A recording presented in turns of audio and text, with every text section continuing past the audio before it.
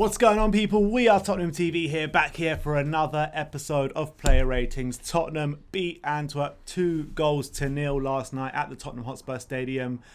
It's just job done and just good to see the back of the bloody Europa League group stages, isn't Done and dusted, just like Arsenal. But yeah, look, I'm glad to see the back of it. I'm glad that we only have like games I really care about now from until the end of January anyway. So it's going to make it a bit more exciting because I think these Europa League games, look, I'm not going to lie, they've been a bit of a slog. Just playing these games where only bad things can happen. If we win, no one cares. If we lose, the group stages only. There was like those qualifiers as well that we had to enjoy. Yeah, but at least the qualifiers was knockouts. It was like, oh, we could go out tonight. You know what I mean? But we nearly did. Yeah, exactly. But Europa League is just no excitement. You know you're going to end up going through. You're playing these teams from Belgium and Austria who weren't even champions in their own division, and you just expected to go through, and any if you don't get a result, you don't have a good performance, and people complain, and people we should be doing better. You sound like you're spoilt from being in the Champions League for so many years. Yeah, but these Europa League games, look, the group games of the Europa League, they've always been a slog. Yeah, and I'm just happy that's over and done with, and we've only got knockouts to look forward to now, because I can't be bothered with these group games anymore. I completely honestly. agree. Let's just be happy to see the back of them. Happy to see a Tottenham win last night. Let's get into the player ratings. Let's start off with Joe Hart. We gave him a 6. Just a quiet night for him, wasn't it? Didn't have any. I can't remember one save. Yeah. Not one, I don't think. I mean, the defence did well to kind of restrict Antwerp to no shots from outside the area, because we all know Joe Hart and exactly. long shots. But I'd rather they shoot inside the area. But look, he was untested last night. Completely untested. I think he probably did well on organising defence. But other than that, look, he had nothing to do. All right, let's move on to Japhet Tanganga. We gave him a 7. Played his part in a back 3. I believe he played on the left-hand side. Right-hand side. Sorry, Ben Davies on the left-hand side. He played on the right-hand side of a back 3. I thought he carried on his form in the Europa League. It was only for the first half playing the back 3. Half-time they had the sub. Correct. And then I thought he carried on his performances in the last couple of games in the Europa League. Commanding, aggressive. Just a good performance from him. Well, he soldiered on, didn't he, after he looks like he had a really bad shoulder injury. Looked like his shoulder was dislocated. Yeah, I thought he was done. Dyer was warming up. It looked like he was about to come on, and then he somehow managed to come through it and play the 90 minutes. And I thought he put in a really assured display again. He looked very confident, as you say, really aggressive. He wasn't afraid to step into midfield and try and put a challenge in, put real pressure on the Antwerp team. I thought, had a really assured display. All right, let's move on to Davinson Sanchez. We gave him a 7. I thought it was much better from Davinson as opposed to the last couple of games he's played. I thought it was a bit similar to Tanganga. As you said, he stepped up into midfield. I thought Sanchez did that a couple of times. He was being a lot more aggressive, a lot more assured on the ball, I thought, Sanchez. So, I'm happy with Sanchez's display last night. Yeah, I thought he did well. Still a few sloppy moments on the ball, which I guess you're always going to get with Sanchez. But I thought defensively, look, he didn't put a foot wrong for most of the game, and Antwerp couldn't get beyond him really, and he made some really good challenges. Look, credit where credit's due. I thought he did a good game. Yeah, you say he was sloppy at the ball at times, which he was, but I thought he was much more confident and comfortable on the ball as he has been in the previous games. I don't know about that. Maybe maybe you're seeing something I didn't, but I wasn't I don't think he was any more confident or any less confident than he usually is, in my personal opinion. All right, well, let us know what you think in the comment section below. How do you think Sanchez got on last night? Let's move on to Ben Davies, who was the last in the back 3 on the left-hand side. Again, I thought Davies, captain on the night, he did some good defensive work, but apart from that, just a standard Ben Davies display, wasn't it? Yeah, I don't know why we played a back 3 in that first half. It didn't seem to work. I think that's why we changed it. I thought Davies actually looked better in a back 4 anyway. When we moved. But look, I think Davies had a standard display. It was a classic Davies display. I thought he dealt with their right winger pretty well. He didn't get forward that much, but I thought defensively he was solid. It was a decent display. All right, let's move on to Matt Doherty. We gave him a 5. In a game where, we really expected Matt to kick on this game. He played wing right back in a system where he used to play for Wolves. So you really thought that he could kick on this game, provide a really good outlet on that right-hand side. I would say he was defensively sound, but we just didn't see enough of him going forward, and he kind of was anonymous throughout the game. Yeah, as a fullback who was bought for how well he did in a Wolves system in a back 3 in that right wing back position, getting forward in the box and attacking dangerous positions. He had the perfect opportunity last night to really show what he's all about in that position and show what he can do, and he didn't really take that opportunity. I felt. Look, I don't think he was a disaster or anything, because he wasn't exactly terrible or didn't play badly. He just didn't see that effect he can have in the final third that we've seen forwards. He wasn't getting in the penalty box. He wasn't getting in attacking positions. He wasn't really making effect in the final third. And maybe that was by design. I don't know. But from what we saw from what he was at Wolves, we just haven't seen that player yet. And I know it's you don't want to judge him all on one performance, but it's been a theme pretty much since he's come here.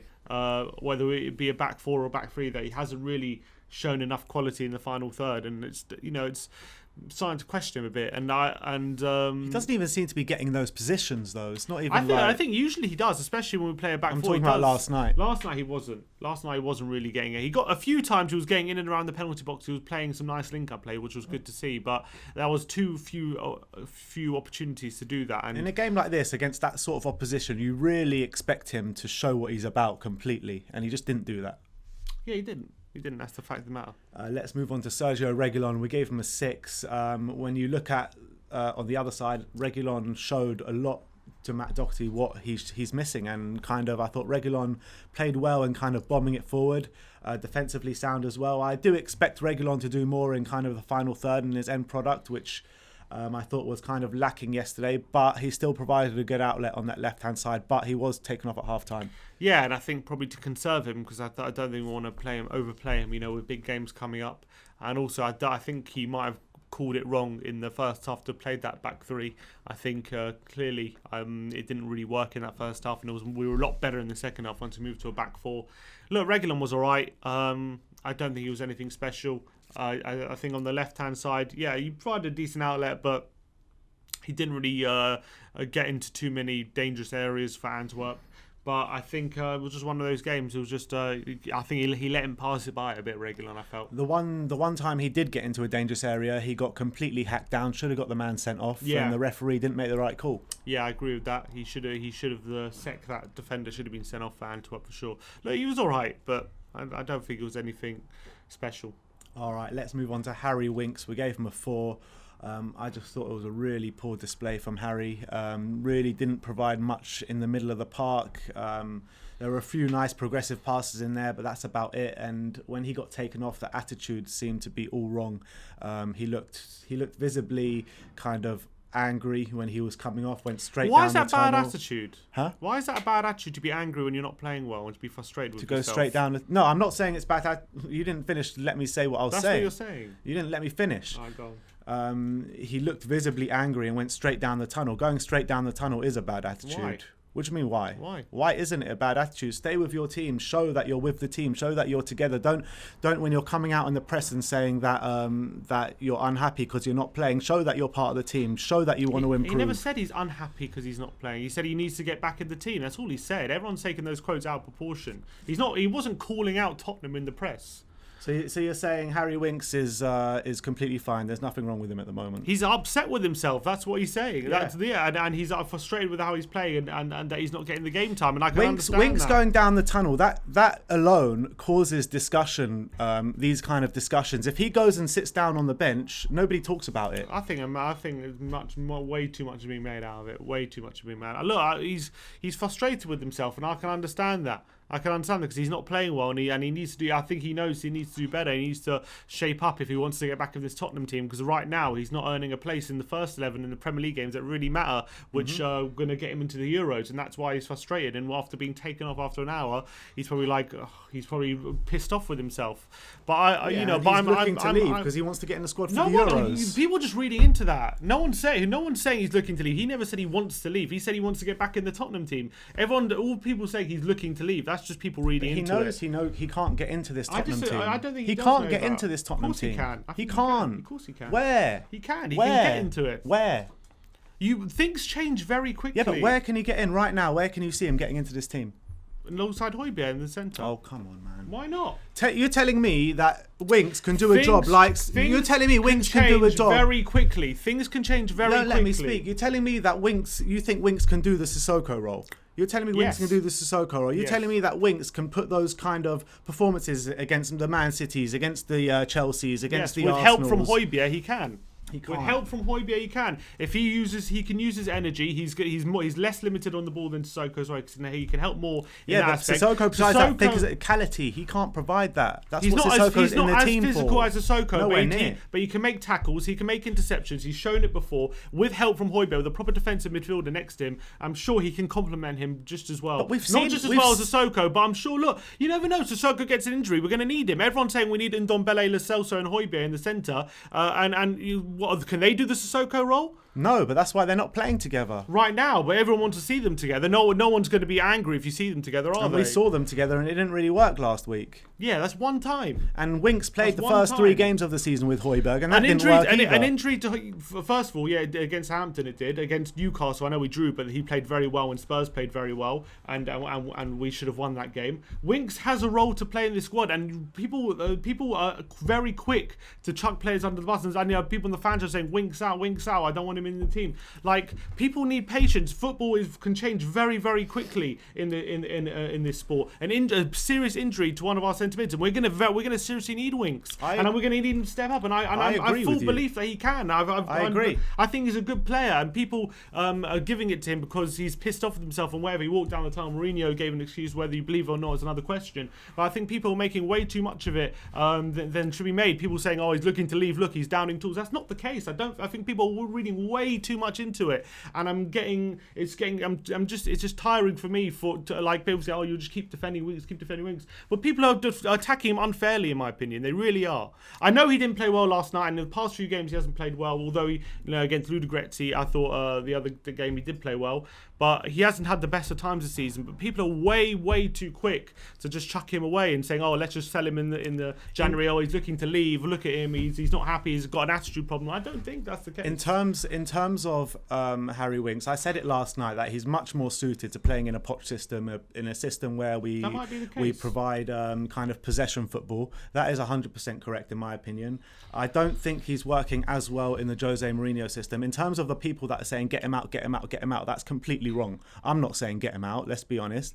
Harry Winks, he's not. I personally don't think his tool set is good enough to start week in week out in a 4-3-3 Jose Mourinho system, and that's just my honest opinion. I think he does. I think he does have the skill that's set. your opinion. This is my opinion. And do you remember last year, the back end of last year, he was giving all these great performances post lockdown, and people were praising him, saying how well he's done. Yeah, and he was playing in the Højbjerg role. All right, but he can still play alongside Højbjerg. Why not? I don't see a reason why he can't. And when you're talking about selling him and talking about the players we could potentially bring in instead of him, a Sabitzer or a Kessie, someone like that, they're levels apart. They're better players. I'm not saying they're not better players, but I'm just saying things can change very quickly in football. I'm just saying, it can happen where a player Sissoko gets an injury or something, and Winks comes in and then starts playing really great. Like, it can happen. I believe Winks is a good player. I just don't think he's good enough to play week in, week out in this team with the players that we've got on the pitch at the moment. Look, I think he could. But definitely a squad player. There's nothing wrong with him as a squad player. Yeah. Nothing wrong with him as a squad player whatsoever. I think he's well good enough to be a squad player. He's a good Premier League player, but he's not good enough to start week in, week out. Yeah. That's my opinion. Fair enough. Let's move on to Giovanni Lo Celso. We gave him a 9. Head and shoulders above everyone on that pitch last night. He showed what he's about. He showed that he can provide those performances like he did last season. I thought he was the best player on the park by miles last night. He was getting the ball, beating men, nutmeg after nutmeg. Lovely silky skills. Ended up getting that goal, which was fully deserved. And this is what we want to see from Giovanni. We haven't seen this from him this season, and this is what we want to see. And hopefully moving forward, I think he's stamped his place in the team for this weekend, I imagine. His best performance of the season. You could even argue that might be the best performance of any Spurs player this season, the way he played yesterday. He was just absolutely immense everywhere on the park, defensively, tracking back, tackles, interceptions, aggressive, getting stuck in. And then on the flip side, dribbling past, weaving in between 2-3 players, not getting near him, getting shots off, creating chances, getting a goal. He was completely head and shoulders above anyone else. No one even came near him yesterday. He was so good, and it was actually just a joy to watch. It really was. It lit up the game, a really drab game. He lit it up completely. If it wasn't 100%. For him, he made that game worth watching alone, just him by himself, and he was absolutely unbelievable yesterday. It was so great to watch him, and I think he's nailed on to start now on Sunday because of it. Because I thought you can't leave him out after that. You just could not leave him out after that performance. I'm sorry. Yeah, I agree. Let's move on to Gareth Bale. We gave him a 6. I thought it was a bit hot and cold from Gareth Bale. Some nice positions, some nice movements, some nice touches, but he's still not impacting the game, which I really want him to. That free kick, the assist for the goal was absolutely brilliant. 35 yards out, one of those dipping free kicks like we know to see from Gareth Bale from all those years ago. Unlucky not to go in. It was a great save from the keeper, hit the bar, then Vinicius was there to tuck it in. He goes off, Gareth Bale, after about 55 minutes, which was a bit unfair as like the action after that free kick, which is, I thought was a bit unfair on Gareth. But look, I still think Gareth needs to improve. Look, we want to see more from Gareth. We all know that free kick showed how he's still got that quality in him. It was an absolutely fantastic strike, and obviously gave us the opening goal after and off the post. And I thought he played really. He played all right. I thought in the first half he had some nice touches, as you say, and a few good moves came through him. But there was just a few moments, when he's like 25 yards out from goal and he's 1-on-1 with a midfielder and he tries to go on the outside, take him on for pace, and he just didn't do it. He just doesn't seem to make it takes him too long to make the decision of what he's going to do sometimes. And then he has like a strike from 30, like he had a couple of times he had a shot from 30 yards, just weren't convincing, and I want to see more from him in terms of how much quality he has. But look, we'll have to wait and see in the long term whether it's he's going to get back to those levels. But I don't think we need him to get back to these very, very top as he was, because I don't know if that's ever going to happen. But it'd be nice though. Obviously, it would be nice. But I think if he could, all I'm looking for him is just to make good contributions. If there are a few winners or something, that's all we need for him, because I think we have a squad to cope if he's not at his best. But look, we're just hoping and praying that he can get back to his levels. I'm not seeing it at the moment, but I think he's still a valuable member of the squad. I think he's still worth having around. Well, look, he gave the whole place a lift when he's come in. That's the honest facts of the matter. He looks like insanely. He looks a bit too happy on the training ground. Maybe he's too happy. Yeah, he looks a bit too happy. Every time you see him, like everyone's trying to work, and he's just laughing and joking and messing around a bit. But look. I like seeing him on the pitch. I think he should have got 90 minutes or close to 90 minutes last night. That was also something weird. We went off. It was the last kick of the game was that free kick, and I think once he had that, it would have given him more confidence, maybe try some more things later in the game, and it didn't happen for him. Yeah. All right, let's move on to Lucas Moura. We gave him a 6 as well. I thought first half he was actually all right. He was providing that outlet on the left-hand side for us. He was defending from the front. He was a busybody up there with a lack of quality, I felt, but... yeah, it was okay from Lucas, but nothing special. Yeah, I thought it was a really good through ball he made for Vinicius for that chance where he was 1-on-1. There was a few moments actually that he actually had got that first yellow card and should have gotten a second yellow card with his dribbling ability. Or the third yellow card. His third yellow card, that should have been. So I thought he was definitely a nuisance for the Antwerp backline. They struggled to deal with him. Obviously, he didn't really make too much of an effect in the final third, but he did a few nice things. And I think it was a competent performance from He faded Lucas. though, didn't he? He faded near the end, and I think he might have got taken off at some point.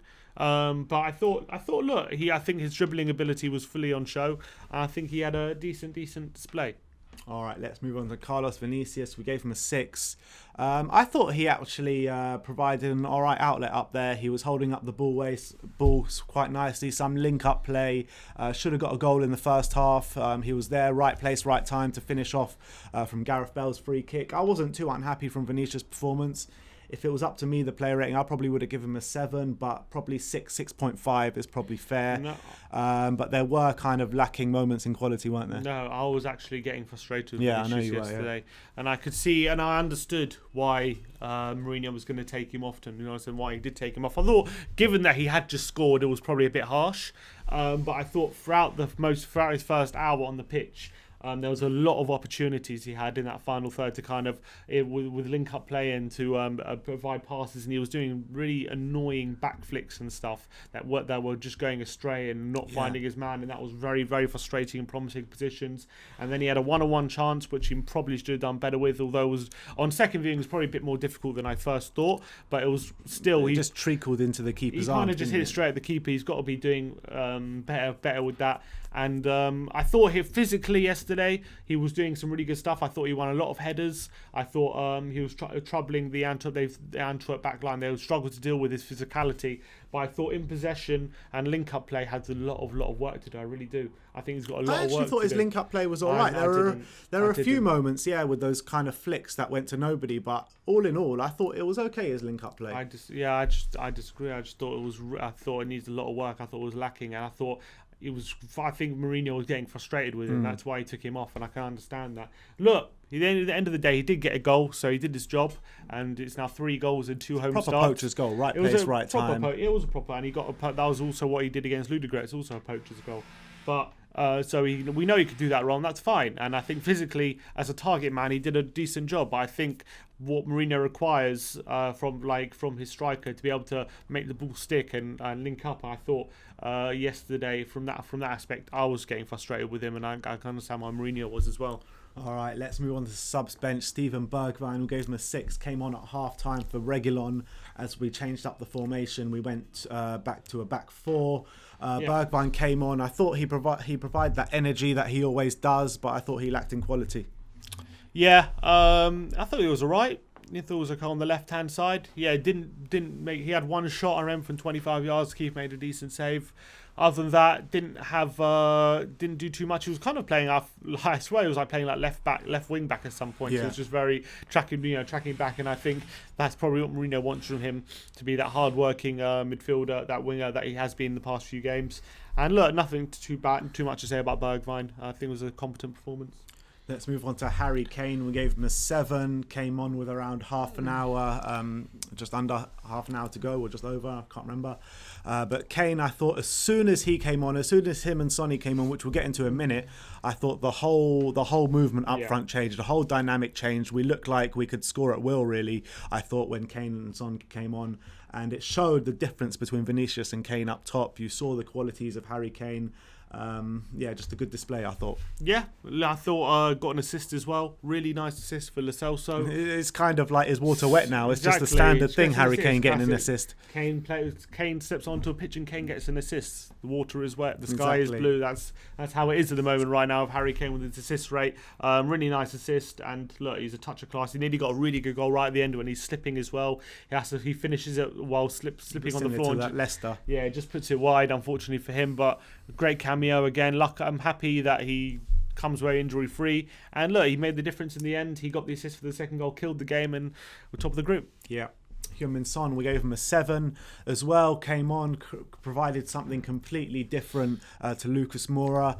I thought that it's just the sheer movement up top that really provided that difference, because like a lot of people said in the fan cams last night, that it was just a bit too static in that first half top. And as soon as Kane and Son came on, you just saw the busybodies moving around everywhere, creating space for each other. And that's exactly what Sonny did. Yeah, and he had a couple of opportunities, forcing a good save out of the keeper. I remember on his left foot, doing one of his trademark step overs and getting a shot away. And I thought him and Kane did make a big difference in terms of the threat we were offering going forward. And it was good stuff from him, as you expect from Son and Kane against this kind of opposition. Exactly. And Tanguy Ndombele, we gave him a 5. Not one of his better performances, let's be honest. He came on. There were some really good movements in there in the middle, then there were some not so good movements in there in the middle, because there were I remember there were 2 players around him at one stage and he just literally danced around him. But then there were other moments where there were a couple of players around him and he lost the ball, a couple of bad passes in the middle as well, one really bad pass which nearly led to an Antwerp goal. But apart from that, I thought Ndombele was okay, but a few sloppy moments in the middle from him. Yeah, I thought, it wasn't his best cameo. We've definitely seen better, and he was completely outshone by Lo Celso, who, for that, even when Ndombele was on the pitch for that last half an hour, Lo Celso was just, you couldn't touch the quality of him, and I think it was interesting because he played them together for a bit until Sissoko came on, and it worked alright, but I think, Ndombele they didn't really link up much, Lo Celso and Ndombele. Might have cost him his place on Sunday. Maybe. We'll have to wait and see. We'll see. And last but not least, Moussa Sissoko. We gave him a 6. He came on, didn't have much time, didn't have much to do, to be honest. But I thought he provided more steel in there for us, made it more difficult for Antwerp, and job done. Yeah, he came on to see out the game. I thought he did well, and that was it. All right, and Jose Mourinho. got it wrong at the beginning with that 5 at the back, I thought. Yeah, I agree with that. I don't think it was the best decision. I thought it might have helped Doherty and Bale and maybe Reguilon, but it didn't really help them, and we kind of struggled to make an impact on the game until he moved to a back 4. Yeah, exactly, and credit to him for moving back to a back 4, because that did really change the game, swing it in our favour big time, and making that double substitution just after the triple goal. Substitution. Ndombele, Son, and Kane come on. For Bale, Vinicius, and Winks. At the end of the day, you got to say that those substitutions did help seal us this game. But I just thought we could have sealed the game without it anyway. I just thought they, having got the goal, and especially with Bale with the free kick and Vinicius with the poacher's finish, with half an hour on the clock, having just scored, leave them on for about 10 minutes and just see how they're going. When their confidence might be up, they might even get a second straight away. You never know.